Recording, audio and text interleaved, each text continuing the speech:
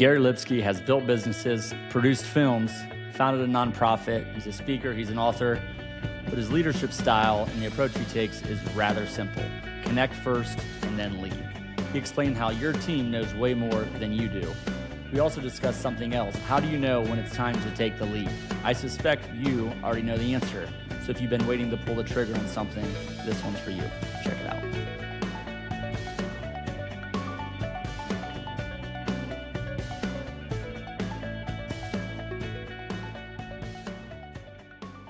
Hello and welcome to the Purpose Matrix. I am very excited for today's guest, Mr. Gary Lipske. Gary, how are you doing today? Good. Thanks for having me on, Phil. So just so you get to know Gary a little bit, longtime entrepreneur and real estate investor, multifamily, national speaker and best-selling author, 2 different books, Best in Class and Invest Smart. He's built businesses, co-produced films. He's founded a nonprofit serving underprivileged youth, has worked with youth a lot, and actually built an educational leadership company serving thousands of students K through 12. So I'm sure we'll talk about not just leadership today, but leadership and how do we develop leadership in kids. I'm excited to get into that. I need the help there. How about that? We got 5 kids ourselves, so trying to figure that out is always, honestly, it's just really, really important. But Gary, thanks again for coming on. Just give us a little bit of a backstory. You said, entrepreneurship for a long time. You've done a lot of different things as well. So tell us kind of your upbringing and how this all started. Yeah, I grew up in North New Jersey, and as a teen, I wanted to have some spending money, so we would auto detail cars during the summer and shovel driveways during the winter, and was always just trying to hustle a little bit to make some money. During college, there was a restaurant delivery service in Boston. I went to Boston University, and we started it with my roommate during a summer break. This was way before DoorDash and Postmates. Right. And we did that one summer, and it went from, I think 3 deliveries the first night to, by the end of the summer, 60 deliveries. And we were doing really well. I was actually debating taking a semester off and continuing to run it, but we ended up going back to school, and I started another one right after school and got into film, and always just kind of trying to follow my passion. There was always this kind of creative piece to everything I did. Even in real estate, there was this creative line of numbers and finding solutions, finding ways to add value to people. And that was always kind of guiding me along the way, and not really ever working for anyone else. It wasn't punching in, punching out wasn't my thing. And I like being in the thick of things, making decisions and having my butt on the line. And that kind of drove me through really my whole life. Restaurant industry, film industry, youth leadership development, I'll say, author, speaker, real estate, I'll be blunt, all over the place, Gary, bouncing around. And I think this is a common desire for people in the entrepreneurship space, shiny objects. And there's so many opportunities once you get into the business world, and we could go to this, we could go to this, we could go to this. How do we narrow this down, or how have you tried to narrow this down and stay focused on what you're really good at? Yeah, and I never really was doing 2 things at once. I eventually sold the after school business, and I was just dabbling in real estate, and I didn't want, my business partner at the time was like, we can do side things. And I'm like, I don't want to be cheating this company and cheating the other company. So I'm only focusing on one thing. Even like multifamily, that's all I do. I have a few markets. I don't do different.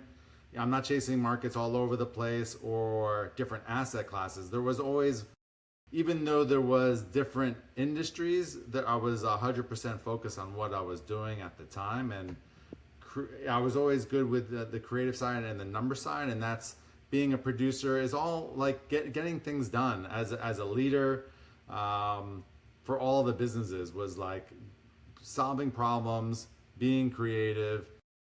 So it's different industries, but you're kind of doing the same thing in a way. Yeah. Well, we'll talk about it, because I think I think success in the business world, whether you're a leader at a company or a leader of the company, whatever your role is, leader, at the end of the day, there's put the right people in place, build systems and processes around it that those people can excel in, and just focus on culture, vision, strategy. But I think the message there is still keeping the main thing the main thing. I heard this phrase once too, by the way, never a new how, never a new thing without a new who. Like, make sure you have a person that can, if you're doing a second thing, if you're going to be spending your time doing it, you're going to be stealing from the main thing, and that can be risky. So make sure you have someone that can run that. But keeping the main thing, I think, is the main message. But what about someone that maybe is is working and thinking about, I can't just quit this and start how do they get there? Like, how do they get to, okay, I want to start this new thing, but I'm not just going to jump ship, or should they jump ship? Like, what's your guidance to them? Yeah, and I see a lot of people struggling with that, and I kind of struggled with that too. It could take years to kind of like gain the courage to try something else. You have that safety net of what you've been doing and taking that leap of faith. And certainly, we're in an entrepreneurial group that really helps a lot. It's entrepreneurship it can be very solopreneurship, and surrounding yourself with other like-minded individuals.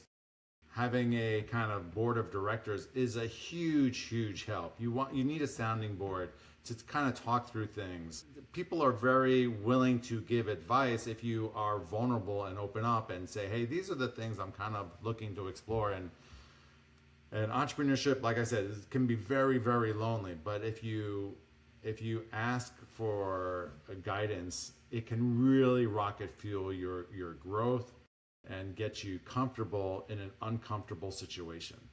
The power of your network, the power of associations is so critical. I have five pillars of success, basically.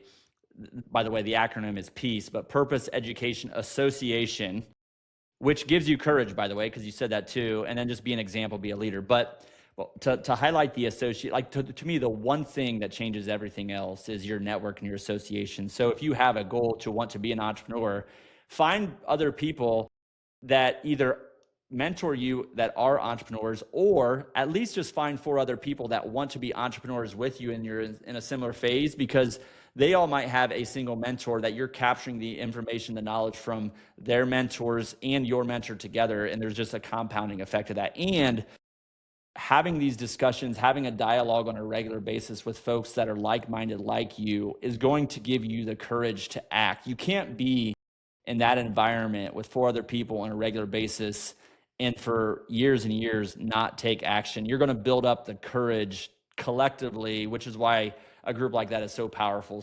What are you really passionate about? And if you don't know that, by the way, you got to start taking action and have courage to figure it out. You got to move in that direction, right? I mean, talk about courage a little bit more and how you built up the courage to do some of the things that you've done. Yeah, I guess it started with a college roommate who, when he's like, let's start a restaurant delivery service. And I'm like, sure, let's do it. I don't know anything about that, but he kind of taught me to, just go for it, be all in. I'm very grateful to have that experience at such a young age, because when you're younger, you're obviously a lot more fearless. As you get older, you start worrying about all these other factors. If you have kids, a wife, different things, and you become a lot more comfortable. And pushing yourself outside your comfort zone is so critical, because there are moments in your life where you can go for it or play it safe, and sometimes going for it doesn't work out. I mean, life isn't perfect. Even the best laid plans, doesn't go as well. But if you stay in something, if you're persistent, you make it through to the other side. A lot of people quit right before the going is going to get good, because they face resistance. And I mean, that's life. We personally, business, there are these seasons where things don't go perfectly. Nothing goes perfectly, and we need to remember that and kind of be like water. Not resist things, but let it flow. And when you let it flow, things just go much, much smoother. Well, first of all, I had like when I was, I don't even know how old I was, 25, and we started a business, and it did not go well. I left my job, started that, had to come back, and I found I couldn't get back in that company, found a different job, right? And now I look back, it's like, okay, we lost some money, whatever. I learned so much. I learned so much about it wasn't my passion. It wasn't a good business model. There's so many things I learned from it. Um, the key there is, by the way, courage versus age, I think, is a really important point to make. If you're older, don't let that be an excuse for you. Okay. But if you're younger, recognize it might get harder to take the leap. So if you're thinking about it, like really think about it, find your people, the 4 people you need, and move in that direction. If you're 23, 25, no kids, not a lot of quote responsibilities, it's going to get harder. And again, I don't want that to be an excuse to older folks that are thinking about this.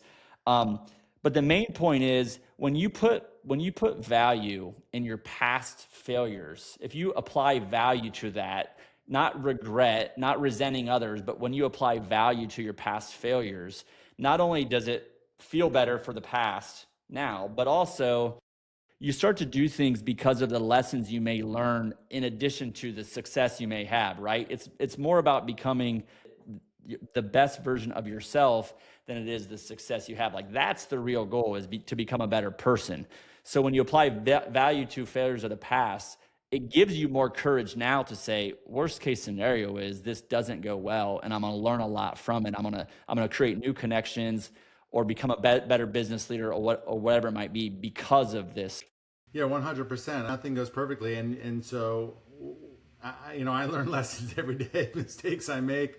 I've certainly had plenty of failures in my life, but that's what makes me a better entrepreneur, a better person, a better father, because of the things I've learned along the way and being within other groups. So that mentorship, that being a part of these groups too, is not only am I sharing my lessons, but I'm 4Xing it if I have, 4 of the people in my group, I love that. And I love that you added that, because you're going to learn from your own actions, your own failures, but put yourself in an environment where you're sharing and being vulnerable so other people can learn from your failures and you can learn from all of those. And there's a big compound effect of that. You also referenced there, you're a father and you've done youth leadership. So I want to talk about leadership and developing leadership in our youth, because you built a program around this. You did, K-12, thousands of students. Just tell me more about that. I'll leave it open-ended and let you kind of take it from there.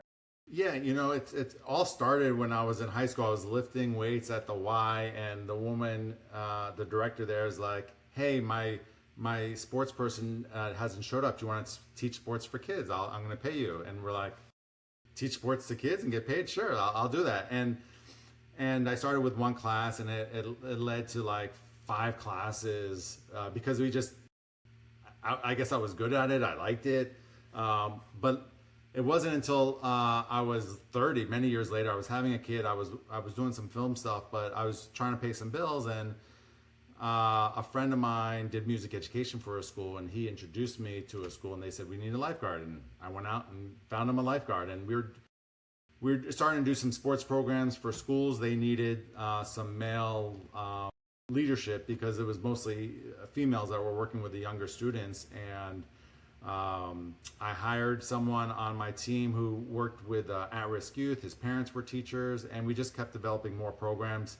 We started doing a leadership program for the Park and Recs in Los Angeles. We would take them on weekend trips and do a lot of team building, led hiking, and ultimately it led to running after school programs for schools, elementary, middle, and ultimately high school. We started doing for Los Angeles County anti-smoking campaigns, and we let the students run it versus teacher-led, and it was so much more powerful.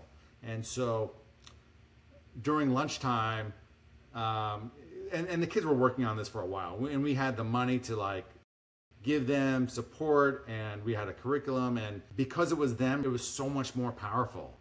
Again, this was like my business partner and I being creative, solving problems, working with the school district and the county, saying what are the biggest issues, and coming up with different ideas. And they kept hiring us versus some of people that had been in the business for a very long time and just weren't coming up with new ideas, and they really liked our style. We had adventure stuff too, where we would bring portable rock walls to schools and teach them leadership through these adventures. It wasn't about getting to the top of the rock wall or being the best rock climber, but it was about trust and communication, stepping outside your comfort zone and building confidence. And we would take kids off site as well. And a lot of these kids only lived within, let's say, a half-mile radius of the school. Like their whole life was there, and we would take them to a park and, a few miles away, and they were like, I never knew this existed, and how much joy this park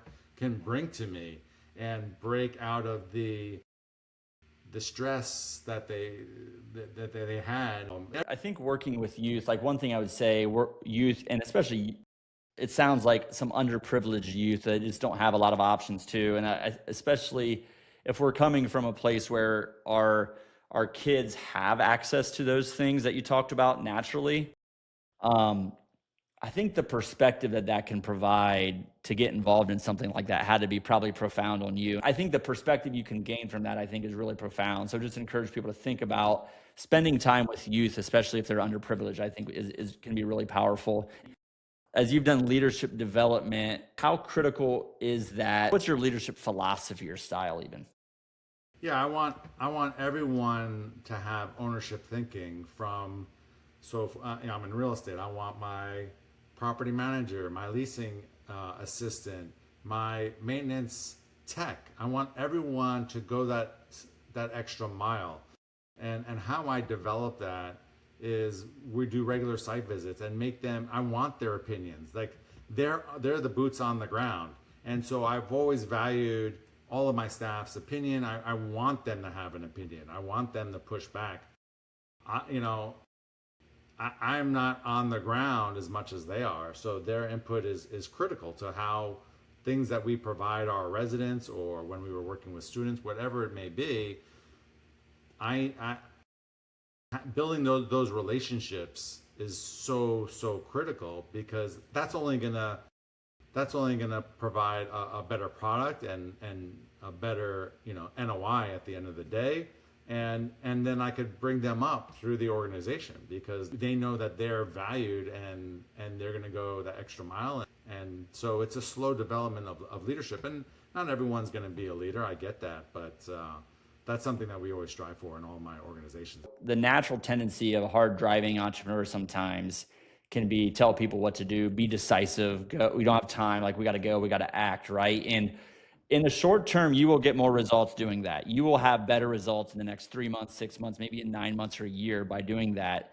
In the long term, you are just stifling the growth of your business, stifling your team, holding them back. To create that mindset in your team, I think is so critical. I heard this quote: you never know, the person in the office, basically, whatever, never knows as much as what the person in the field does, right? So it's like the person with the customer knows the customer best. Now, maybe you have the view of the financials and the business and the strategy better, but your job is not to tell them what to do because of that. It's actually to get that information in their mind so they understand the business tied to their field exposure and the customer experience, so they can make the best decisions possible. So, the person in the field always knows best, like what is needed. Now, they might, again, help them understand the business strategy, and it can be so powerful. There's also a book, Team of Teams. If you just think like military, it's a military-based book, field operations, team of teams out there where they can make decisions quickly,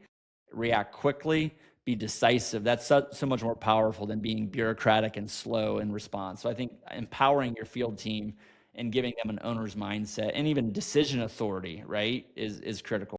100%.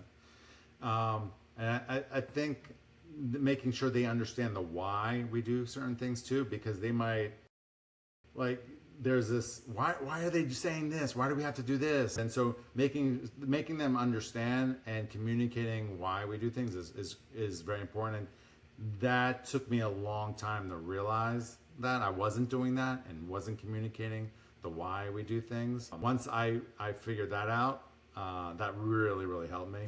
And I'm still making mistakes along the way, but it's you're learning and getting better as a leader all the time.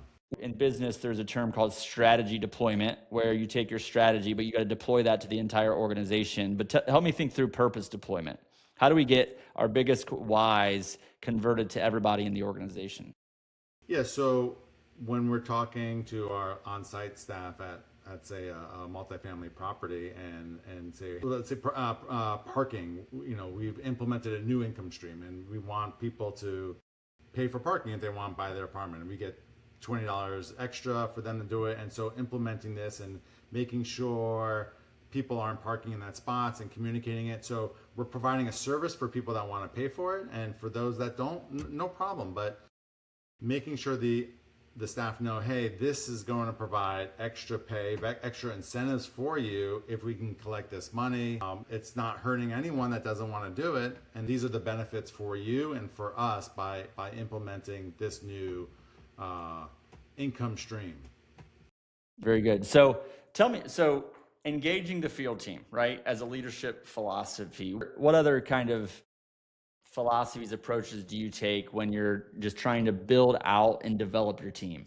Yeah, I want to get to know them. So when we're walking the property, I ask, how's everything in your personal life? How are their kids? How's their husband if they have one? Whatever it is, getting to know them on a personal level is really important, and not just talking business, because when I see them next time, how was your vacation? These things, it's not all about business, and we as entrepreneurs and that kind of like grow, let's go, pausing for a second and making sure we're just not jumping into it is so valuable to connect first, then you can get into the other stuff. But that connection, they're not just a number, they're not just a widget for me, they're someone that I value. And that personal piece is where that value comes in. And it's not fake, it's real. I really want to connect and know. So first of all, people don't care how much you know until they know how much you care. So if you want to ask them to do something, but you don't really care. And we had an employee event last week, summer party, and one of the employees came up to me. He's like, he was in a different environment, and he's a maintenance technician, does unit renovations and turns for us. A phenomenal young man. We think about all these strategies for employees and all these, at the end of the day, accept, approve, appreciate. Like, just show them that you care about them. And it goes so far. He said, in my prior company, I was there for 3 years, I never got appreciated one time. We don't need to do a bunch of fancy things. Like, if you just talk to people and just show a real, and it has to be sincere, as you said, but if you just show a sincere interest in their lives and what they're doing and them, and by the way, these personal topics that you referenced, if you bring that up and they bring up a struggle with something, you maybe can help them through that. And now you're even building more trust with them. So if there's three pillars to trust: character, competence, and connection. For me to trust you, I need to trust your character, your competence in what you're doing, and then I want to have a connection with you. And so for your team to trust you, Gary, right? That connection is the first piece of it. And then as they get to know you, they'll trust your character, and they want to trust your competence as a leader of the business, strategy, other things too. So I think the connection piece is so critical, and you can't just do it strategically, but you do have to do it as business owners that have a lot going on. I think we have to be very intentional about being present and doing that, because we're wired to be thinking business too much, quite frankly. It's not because we don't care, but we're wired for results and growth sometimes, but we got to slow down, be present, and really show an interest in people. And we have to sometimes make ourselves do it, slow down, and really be intentional about connecting. So love that. Yeah, it's great when I have a director of asset management, so he could focus on all the little details with the team, and I could be the one that's like more social and whatnot. So it's good there's that separation. That definitely helps building those relationships with the team. Even if you go back to the owner's mindset, the more you can build that for yourself, the more you're going to enjoy, the more you can do what you just said, how much more enjoyable. You have someone that's probably really good at operations and just execution and get things done, right? They just want to get results.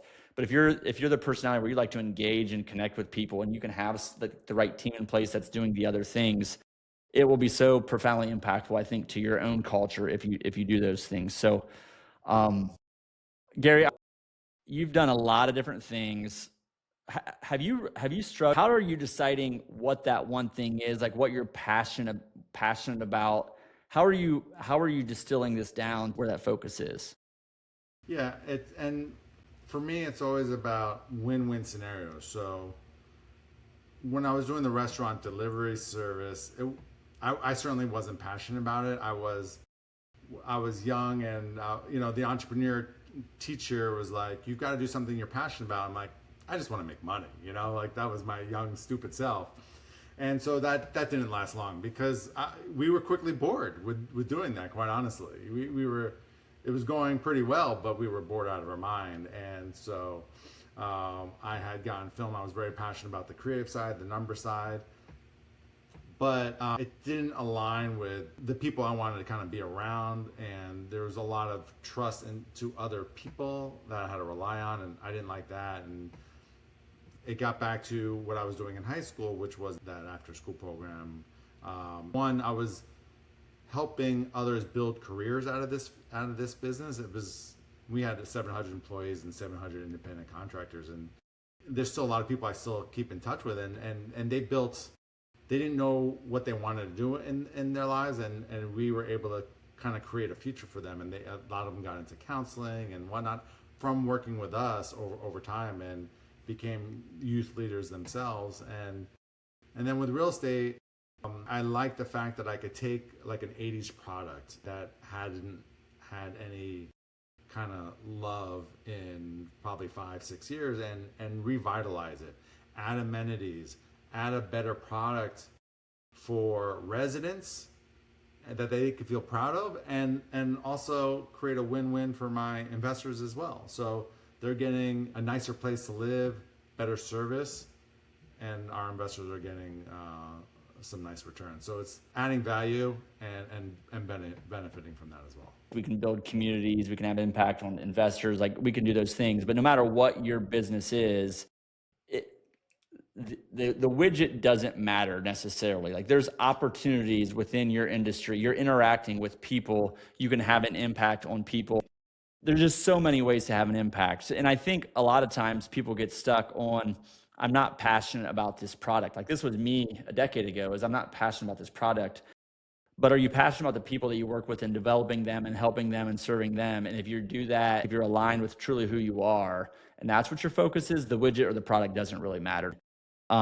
Gary, this is great. I want to ask a couple of closing questions. So you talked a lot about leadership, whether it's leadership, business, but most impactful book that you've read. Yeah, I would say Crucial Conversations. We all hate having those tough conversations. I still do. But that's a really good book to provide a framework to get you comfortable having those discussions that we, or most of us, shy away from, and you could build up resentment. And after you've had that conversation, you're like, dang, why didn't I do that like a year ago or 6 months ago? Why did I keep pushing it off? Because we're in such a better place. And so I definitely recommend that book. Yep, Crucial Conversations. Interestingly, when I was just starting, I think in the leadership role, my boss, for whatever reason, gave that to me. Like it was a sign to me to say, hey, you really need help. You really need this book. So check this out. What are you most excited about moving forward? Yeah, I think it's a heck of a time for multifamily real estate going forward. We've had kind of a 4-year pullback, and historically we've had a really long run up from there. So I'm really looking forward to the opportunity ahead there, and improving more communities, and just living life to my fullest with my family. Well, I love it, and I appreciate just the perspective, and even, I mean, the breadth of experience, right, from real estate, but leadership development, the restaurant industry, film. We didn't even talk about films and books and other things and speaking. I think keeping the main thing at the season of life you're in right now is also a big takeaway for me. So Gary, this has been great. How can people find out more about you and what you're doing? Yeah, go to our website, breakofdaycapital.com. You could sign up for our newsletter, see what we're doing. If you mention this podcast, we'll send you out my latest book, Invest Smart, Spotting Red Flags in Real Estate Syndications. And appreciate that. Feel free to follow us on social media. Gary, thank you so much. I really appreciate it. This has been great connecting. A lot of lessons here for the Purpose Matrix. Signing off.